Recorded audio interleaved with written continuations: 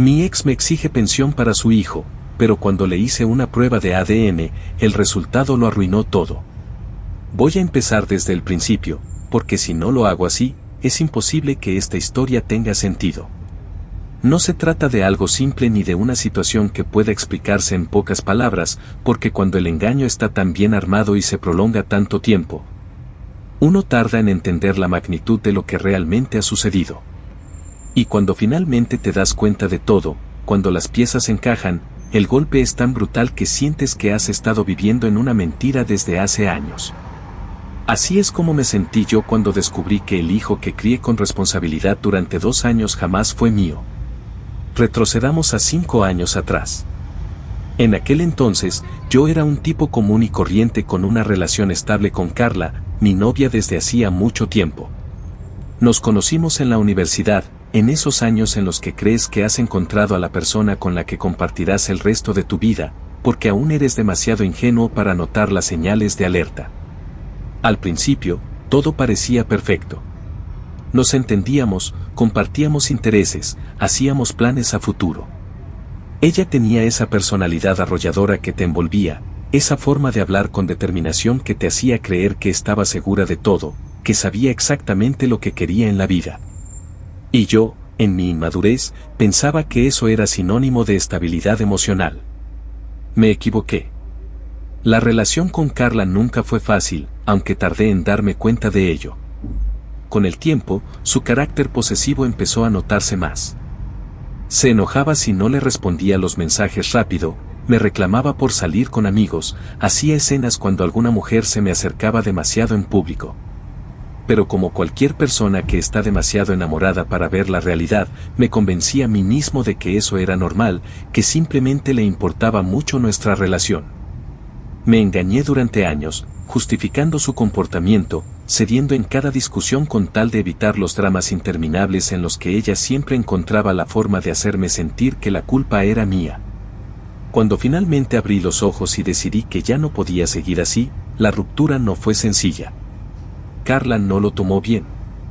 No era el tipo de persona que aceptaba perder, y nuestra relación no era la excepción. Hubo gritos, lágrimas, amenazas de que se haría daño si la dejaba, súplicas para intentarlo una vez más. Y luego, cuando se dio cuenta de que nada de eso estaba funcionando, vino el silencio. Un mes entero sin saber de ella, un mes en el que finalmente empecé a sentir que podía respirar, que podía recuperar mi vida. Pero justo cuando estaba convencido de que todo había terminado, cuando estaba empezando a sanar, Carla volvió con la noticia que lo cambiaría todo, estaba embarazada.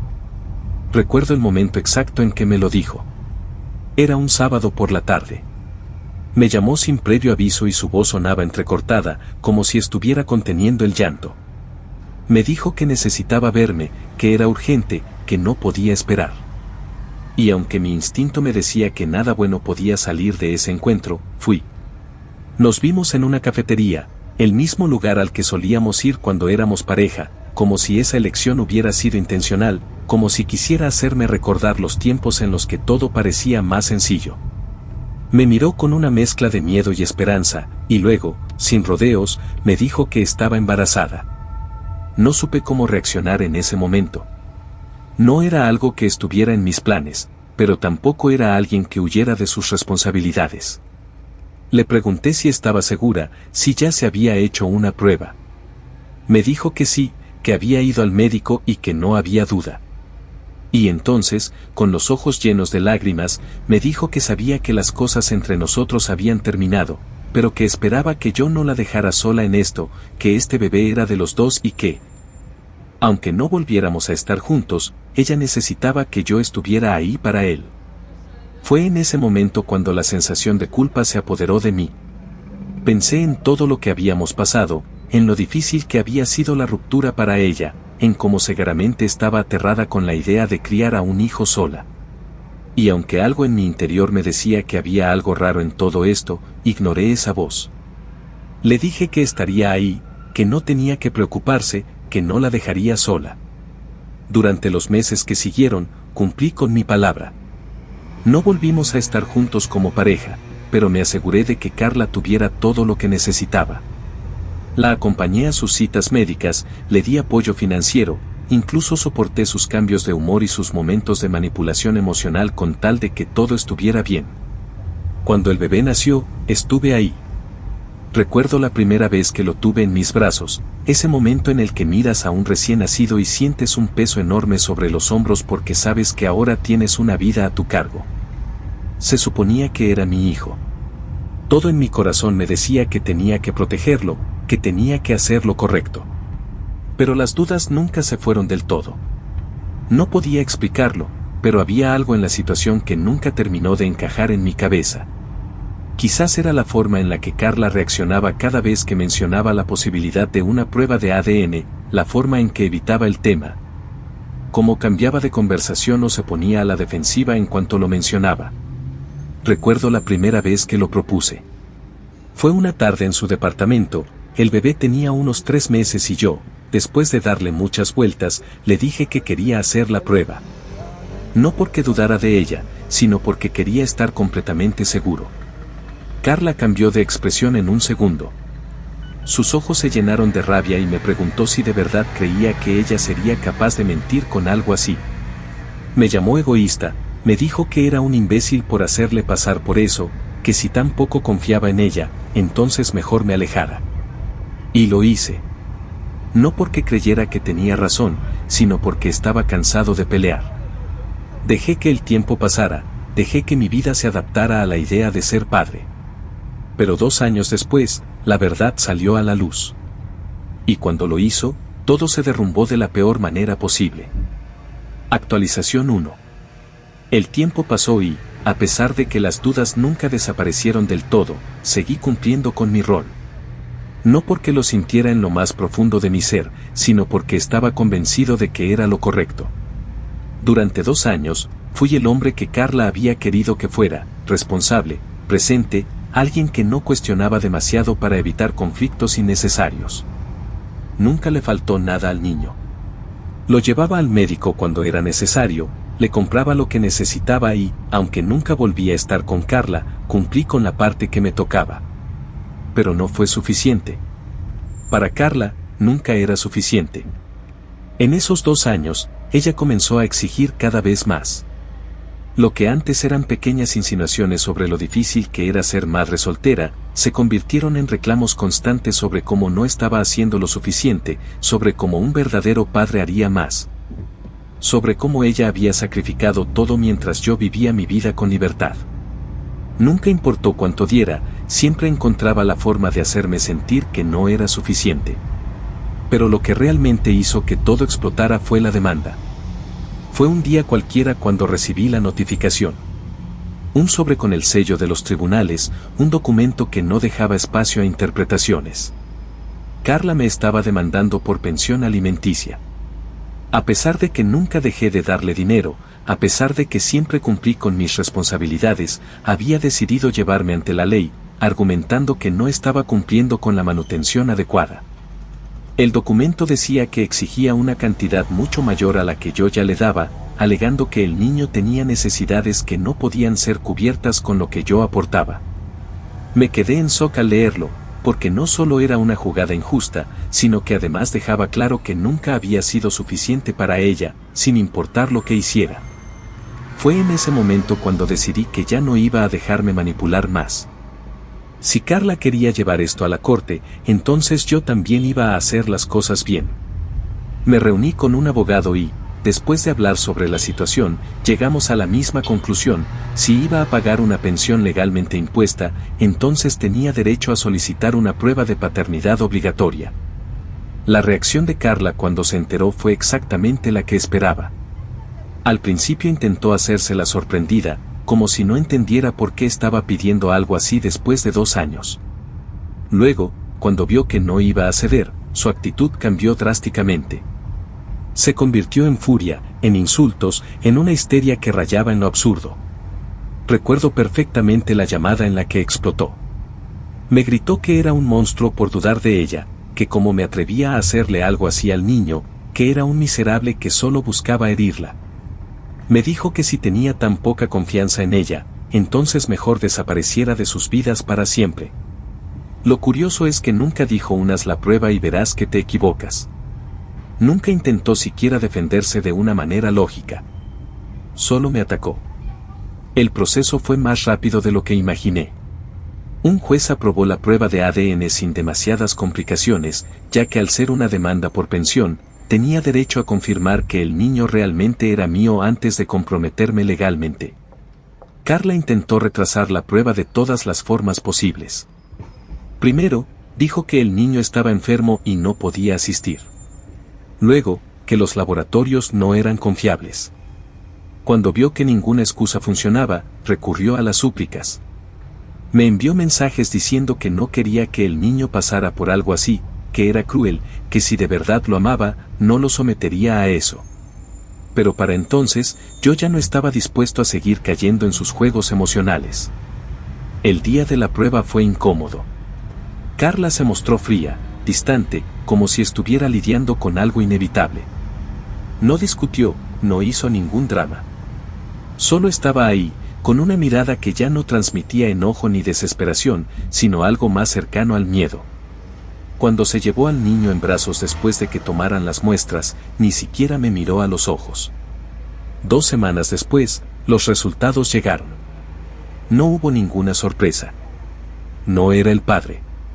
Miré el papel durante largos minutos, leyendo y releyendo las mismas palabras una y otra vez, como si de alguna manera el significado pudiera cambiar. Pero no cambió. No era el padre. Todo había sido una mentira.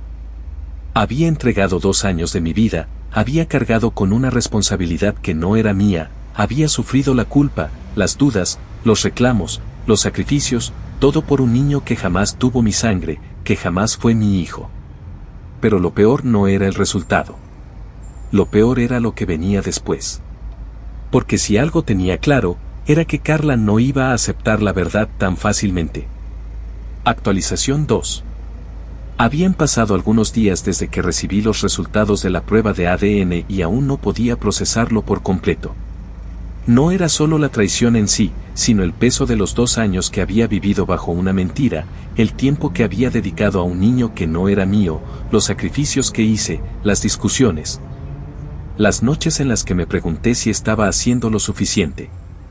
Todo se había desmoronado en una sola hoja de papel con un resultado que Carla ya debía haber sabido desde el principio. Porque sí, en el fondo ya lo sabía. No había otra explicación para su reacción, para la forma en que trató de impedir la prueba, para su desesperación cada vez que mencionaba el tema.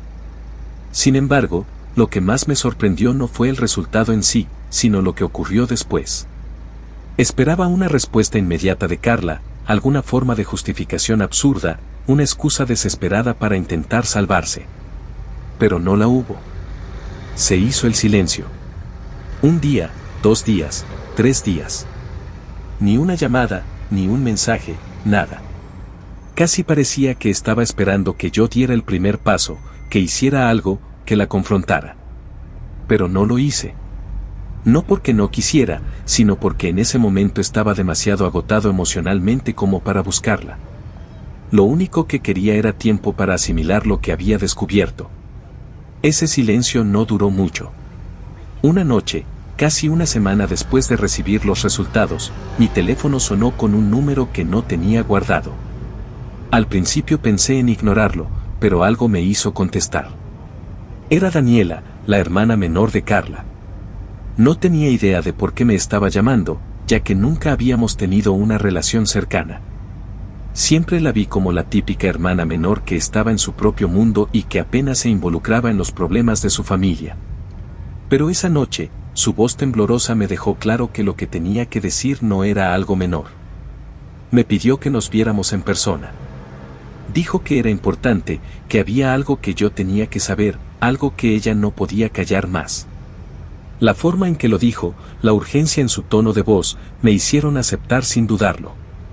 Nos encontramos en un café cerca de su casa, un lugar que parecía lo suficientemente neutral como para que ninguno de los dos sintiera que estaba entrando en terreno hostil. Cuando llegó, su expresión lo decía todo. Tenía los ojos hinchados, como si hubiera estado llorando, y sus manos temblaban levemente cuando agarró la taza de café que había pedido. No tardó en soltarlo.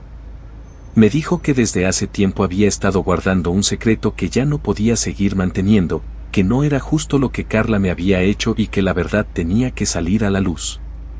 Tomó aire y finalmente soltó las palabras que hicieron que todo cobrara sentido. Carla sabía desde el principio que el bebé no era mío. No fue un accidente, no fue una confusión. No había ninguna duda en su mente. Desde el momento en que vio el resultado positivo en la prueba de embarazo, ya sabía que yo no era el padre, pero decidió ocultarlo porque era más conveniente para ella. Daniela me contó que Carla había estado viéndose con otro hombre antes de que termináramos, alguien a quien yo conocía, aunque nunca supe hasta qué punto él estaba involucrado en su vida. Su nombre era Martín. Martín siempre había sido el típico amigo de toda la vida, ese tipo que rondaba demasiado cerca, que siempre estaba disponible para Carla en cualquier momento, que parecía saber cosas de nuestra relación que yo ni siquiera recordaba haber contado. Nunca me cayó bien, pero tampoco era el tipo de persona que armaría una escena de celos sin pruebas. Resultó que mis instintos no estaban equivocados. Según Daniela, Carla y Martín tuvieron una aventura durante los últimos meses de nuestra relación. Ella lo mantenía en secreto, lo veía a escondidas, se aseguraba de borrar los mensajes y de cubrir cualquier posible rastro. Pero cuando se enteró de que estaba embarazada, se dio cuenta de que tenía un problema, no estaba segura de quién era el padre. Y ahí fue cuando tomó la decisión que lo arruinaría todo. En lugar de enfrentar la verdad, eligió lo más fácil. Eligió mentir. Me quedé en silencio mientras Daniela hablaba. Todo lo que decía encajaba perfectamente con lo que yo ya sospechaba, con la forma en que Carla siempre evitó el tema de la prueba de ADN, con su reacción cuando finalmente la solicité. Pero Daniela no había terminado. Dijo que tenía pruebas. En ese momento, sacó su teléfono y empezó a mostrarme capturas de pantalla de conversaciones entre Carla y una de sus amigas.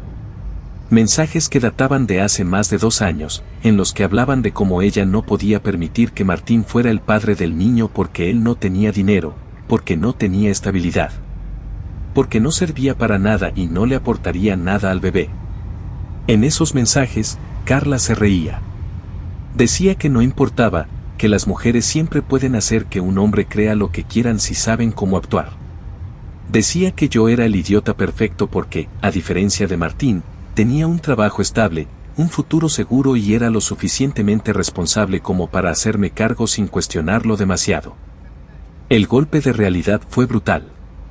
No era solo una traición, era una manipulación calculada desde el principio. Carla nunca fue víctima de las circunstancias. Ella creó las circunstancias para asegurarse de que todo saliera como quería. Miré las capturas una y otra vez, tratando de procesar lo que veía, pero no había forma de negarlo. Era su número, era su forma de escribir, era ella misma admitiendo lo que había hecho. Y, como si eso no fuera suficiente, Daniela también tenía audios. Pequeñas notas de voz en las que Carla hablaba con su amiga sobre cómo si alguna vez dudaba, lo haría cambiar de opinión con lágrimas y gritos. Sobre cómo no me iba a dar otra opción. Ese fue el momento en el que dejé de sentir tristeza o sorpresa. Lo que sentí en ese instante fue rabia. Una rabia que no había experimentado nunca antes. Una rabia que me hizo entender que esto no podía quedar así. Si Carla pensaba que podía jugar conmigo, destruirme emocionalmente y seguir adelante como si nada, estaba a punto de aprender que yo no iba a ser el tipo de persona que se quedaba de brazos cruzados. Si había algo que tenía claro, era que la venganza se sirve mejor cuando se hace con calma. Y ahora que tenía las pruebas, iba a asegurarme de que Carla sintiera el mismo dolor que me había causado. Pero multiplicado por 1000. Actualización 3. El día que salí de aquel café después de hablar con Daniela, supe que ya no había vuelta atrás. No se trataba solo de una traición, sino de una mentira planeada con absoluta frialdad. No fue un error, no fue una confusión. Fue una decisión deliberada, un engaño premeditado con el único propósito de atraparme en una vida que nunca me correspondió. En ese momento, toda la tristeza, la culpa y la duda desaparecieron, dejando en su lugar una determinación férrea. No iba a dejar que Carla se saliera con la suya. Había jugado con mi vida durante 2 años y ahora era mi turno de jugar con la suya. El primer paso fue reunir todas las pruebas que Daniela me había proporcionado. No solo eran capturas de pantalla, sino también los audios de Carla riéndose con su amiga sobre cómo me había manipulado, cómo me había hecho creer que el niño era mío. Como estaba segura de que nunca me atrevería a cuestionarlo porque no tenía el carácter para hacerlo. Lo más repulsivo de todo era que hablaba de mí como si fuera un objeto, una simple herramienta que había utilizado para asegurarse de que su hijo tuviera estabilidad económica. Para ella, nunca fui una persona, solo un medio para conseguir lo que quería. Con todo el material en mano, fui directamente a mi abogado. No iba a permitir que Carla se saliera impune, así que iniciamos un proceso legal por fraude de paternidad. En mi país, este tipo de demandas no son comunes, pero no son imposibles. Existen casos en los que, si se prueba que la mujer actuó con dolo, es decir, que sabía que el hijo no era del hombre y aún así lo engañó para obtener beneficios económicos, puede ser obligada a devolver todo el dinero recibido durante ese periodo. También puede enfrentar sanciones legales, aunque el castigo depende de cada caso. Cuando Carla recibió la notificación legal, su respuesta fue predecible. Primero, intentó hacerse la víctima. Me envió un mensaje largo diciendo que no entendía cómo podía ser tan cruel, que después de todo lo que habíamos pasado, después de todo el tiempo que pasé con el niño, cómo podía querer hacerle esto. No mencionó ni una sola vez la verdad. Ni una sola vez dijo algo sobre los resultados de ADN, ni intentó explicar lo de Martín. Solo jugó la carta emocional, tratando de hacerme sentir como un monstruo por querer recuperar lo que me habían quitado. Cuando vio que no respondía, pasó a la siguiente fase, el ataque. Empezaron a llegarme mensajes de sus padres, insultándome y llamándome de todo. Su madre fue la peor. Me escribió cosas como: no puedes abandonar a un niño solo porque un papel dice que no es tuyo y un hombre de verdad se queda con su familia sin importar lo que pase. Era evidente que Carla les había contado su propia versión de la historia, una en la que yo era un desgraciado sin corazón que simplemente había decidido desentenderme de un niño inocente. Lo curioso fue que ninguno de ellos mencionó la prueba de ADN. Ninguno habló de los resultados, ninguno preguntó qué había pasado realmente. Solo repitieron el mismo discurso que Carla les había dado. Pero entonces hice algo que cambió por completo el rumbo de las cosas. En lugar de responder con palabras, envié las pruebas. Capturas de los mensajes de Carla con su amiga, los audios en los que admitía que había mentido, todo. No me molesté en explicarme, no intenté justificar nada. Simplemente les envié la verdad y dejé que sacaran sus propias conclusiones. El silencio fue inmediato. Durante casi un día entero, no recibí ni una sola respuesta. No hubo más insultos, no hubo más intentos de manipulación.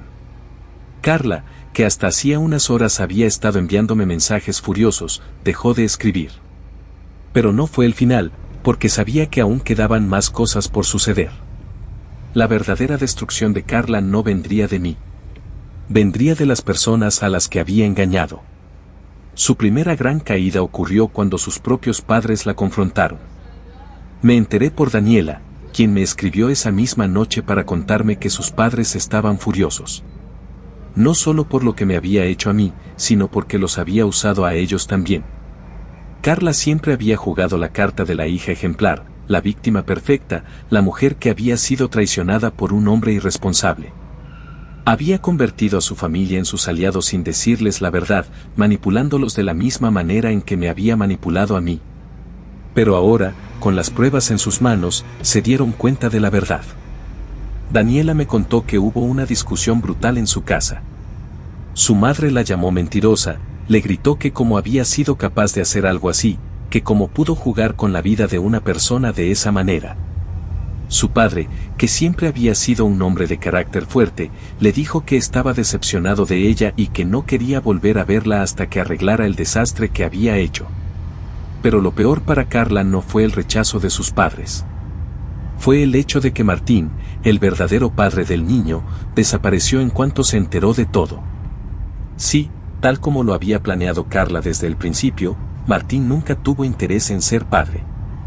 Y ahora que la verdad había salido a la luz, no tardó ni un día en bloquear su número, desaparecer de las redes sociales y alejarse de la situación. Carla intentó contactarlo, desesperada por obtener algún tipo de apoyo, pero no obtuvo respuesta.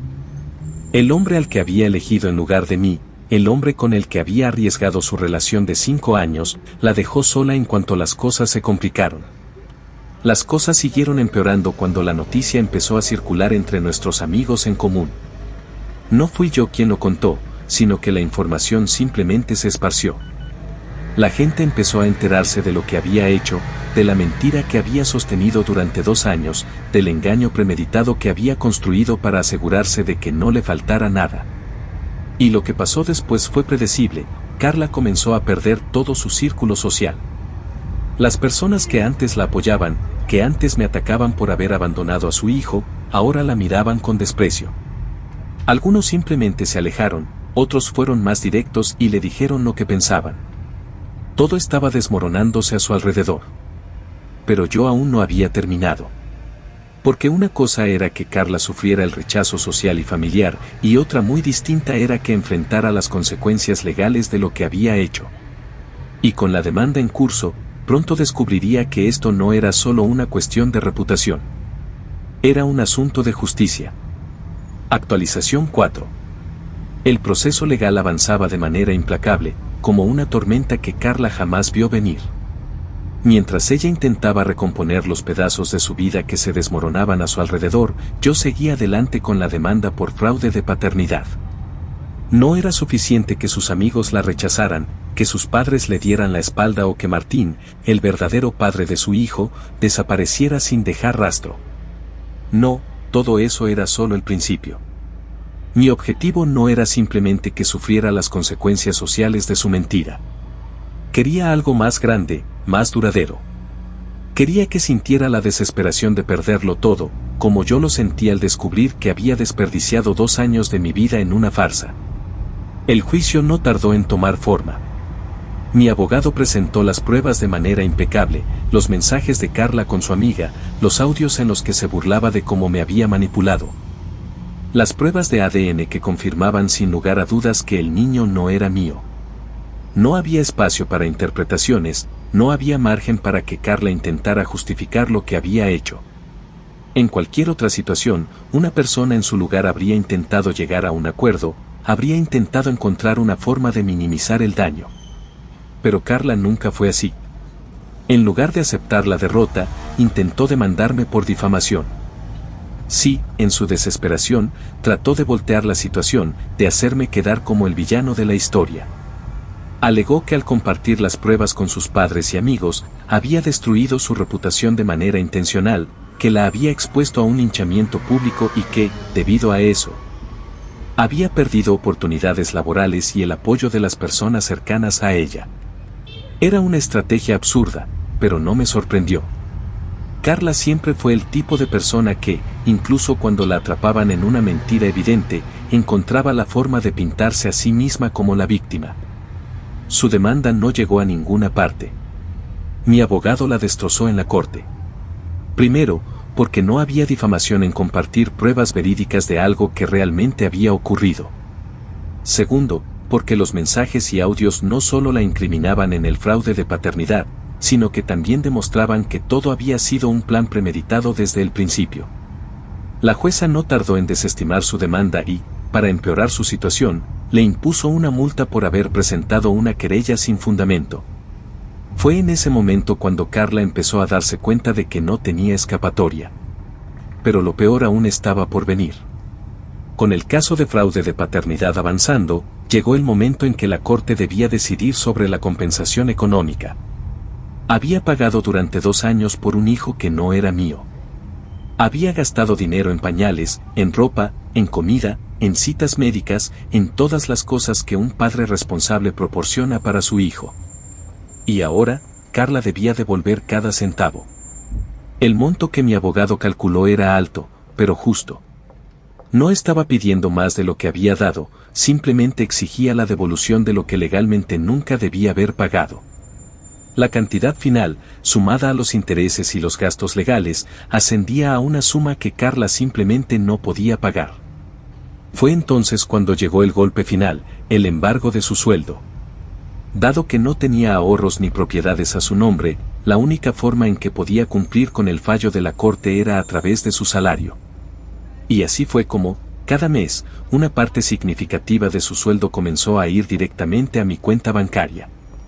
Carla intentó apelarlo, intentó argumentar que era madre soltera y que eso la dejaría en una situación económica insostenible, pero la jueza fue tajante. Dijo que su situación personal no la eximía de las consecuencias de sus actos. A partir de ese momento, cada mes, una fracción de su esfuerzo, de sus largas horas de trabajo, de cada centavo que ganara, iría directamente a reparar el daño que había causado. No había escapatoria. Pero la ruina económica no fue lo único que la golpeó. El daño a su reputación era irreversible. Sus padres, aunque no la habían desheredado completamente, le dejaron claro que no volverían a ayudarla económicamente. Sus amigos en común ya no querían tener nada que ver con ella, y en su trabajo, aunque no la despidieron, su imagen quedó dañada. La gente murmuraba, sus compañeros la miraban con desconfianza, y poco a poco se fue quedando aislada. Intentó contactarme una última vez. Una noche, semanas después de que la corte dictaminara el embargo de su sueldo, recibí un mensaje de Carla. No fue una súplica, no fue un intento de manipulación. Fue algo más simple. Un mensaje corto en el que decía que necesitaba hablar conmigo, que al menos le debía eso después de todo lo que habíamos pasado. No le debía nada. No respondí de inmediato. No porque dudara, sino porque quería tomarme un momento para decidir si valía la pena escuchar lo que tenía que decir. Finalmente, decidí responderle con la misma frialdad con la que ella había tratado mi vida durante 2 años. Le escribí un solo mensaje. Solo me aseguré de que cosecharas lo que sembraste. No volví a saber de ella después de eso. Lo último que me contó Daniela fue que Carla había tenido que mudarse a un departamento más pequeño porque ya no podía costear el lugar donde vivía. Estaba sola, sin apoyo, con un hijo que ahora dependía exclusivamente de ella y sin nadie a quien recurrir. El mismo destino que me había preparado a mí cuando decidió engañarme, ahora lo vivía ella en carne propia. Actualización final. El tiempo pasó y con él, la tormenta que una vez consumió mi vida comenzó a disiparse. Lo que alguna vez fue una historia de engaño y manipulación, un capítulo de mi vida marcado por la traición, poco a poco se convirtió en un recuerdo que ya no tenía poder sobre mí. Pero aunque yo pude seguir adelante, no podía decir lo mismo de Carla. Su caída no terminó con el juicio, con el embargo de su sueldo o con el rechazo de sus seres cercanos. No, su castigo continuó desarrollándose en los meses siguientes de una manera que ni siquiera yo había previsto. El proceso legal por fraude de paternidad había sido el golpe más fuerte que Carla recibió, pero las consecuencias de sus actos no terminaron ahí. La presión financiera comenzó a afectarla de formas que, por mucho que lo intentara, no podía ocultar. Su sueldo ya no le alcanzaba para cubrir todos sus gastos, menos aún para mantener al niño sin el apoyo económico que yo solía brindarle. Lo que antes era un estilo de vida cómodo, con estabilidad y la certeza de que siempre habría alguien que la respaldara, se convirtió en una lucha constante por llegar a fin de mes.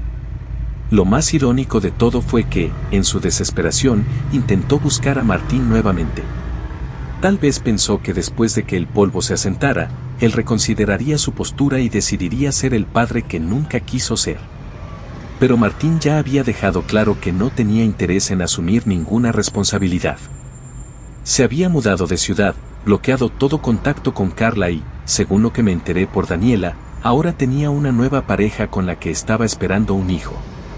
Un hijo que esta vez sí reconocería, porque esta vez sí era buscado y esperado. Para Carla, eso fue un golpe devastador. Durante años, había jugado con la vida de las personas, manipulando a quienes la rodeaban para obtener lo que quería. Pero ahora, por primera vez, se encontró completamente sola, sin nadie a quien recurrir, sin nadie que le ofreciera una salida fácil. Intentó buscar apoyo en sus amigos de antaño, pero la mayoría de ellos ya no confiaban en ella. Las pocas personas que todavía la trataban lo hacían con distancia, con una especie de lástima incómoda, como si supieran que estar cerca de ella significaba involucrarse en un desastre del que era mejor mantenerse alejado. Y así, poco a poco, Carla dejó de ser la persona influyente, la mujer que siempre tenía una red de apoyo dispuesta a defenderla sin importar qué. Se convirtió en una sombra de lo que una vez fue, alguien que ya no tenía el poder de manipular a los demás con su discurso de víctima. Lo más impactante de todo fue lo que me enteré meses después, cuando Daniela volvió a contactarme. Me dijo que Carla había tenido que buscar un segundo empleo para poder cubrir todos sus gastos, algo que nunca en su vida había considerado necesario. Estaba agotada, frustrada, viviendo en un pequeño apartamento sin apenas muebles, con un niño al que ahora sí tenía que cuidar sola. Me dijo que la veía diferente, más apagada, más resignada. Y aunque cualquier otra persona habría sentido pena por ella, yo no lo hice. No porque fuera cruel o porque disfrutara su sufrimiento, sino porque sabía que esto no era más que la consecuencia natural de sus propias decisiones. Nadie la obligó a mentir, nadie la forzó a engañarme, a usarme como su salvavidas financiero. Ella misma eligió este camino y ahora tenía que vivir con el peso de sus acciones. Yo, en cambio, había seguido adelante. Después del juicio, después de que todo quedara atrás, decidí centrarme en reconstruir mi vida. Me di cuenta de que durante mucho tiempo había estado atrapado en la historia de Carla, en el resentimiento y en la necesidad de justicia. Pero una vez que logré mi venganza, una vez que vi cómo todo caía en su lugar, entendí que lo mejor que podía hacer era dejarla atrás por completo. Cambié de trabajo por una mejor oportunidad, me mudé a un lugar nuevo y comencé a disfrutar de la tranquilidad que por años me había sido negada. Volví a salir con amigos sin sentir la carga emocional de una relación rota, sin la sensación de que en cualquier momento Carla aparecería con una nueva exigencia, con una nueva manipulación. Por primera vez en mucho tiempo, me sentí libre. El cierre definitivo de esta historia llegó el día en que, sin esperarlo, me crucé con Carla en la calle. No fue un encuentro planeado, ni siquiera algo que imaginé que ocurriría. Simplemente, en una tarde cualquiera, mientras caminaba hacia mi auto después de hacer unas compras, la vi. Estaba saliendo de un pequeño supermercado con bolsas en ambas manos, visiblemente cansada, con el cabello desordenado y el rostro marcado por el desgaste de los últimos meses. No se parecía en nada a la mujer segura y dominante que una vez conocí. Ya no tenía esa mirada arrogante, esa actitud desafiante con la que solía dirigirse a mí. No, lo que vi en sus ojos en el momento en que nuestras miradas se cruzaron fue algo muy distinto. Vergüenza. Por un instante, pareció que iba a decir algo. Su boca se entreabrió, como si quisiera encontrar las palabras adecuadas. Pero no las encontró. Tal vez porque sabía que no había nada que pudiera decirme. Tal vez porque entendía que cualquier intento de justificarse sería inútil. No le di la oportunidad de hablar. Simplemente la miré por un segundo más, con la tranquilidad de alguien que ya no tiene nada que demostrar, y luego seguí mi camino sin mirar atrás. Y así terminó todo. No con un gran enfrentamiento, no con una última conversación llena de reproches, sino con un simple momento en el que quedó claro que, al final, cada uno cosecha lo que siembra.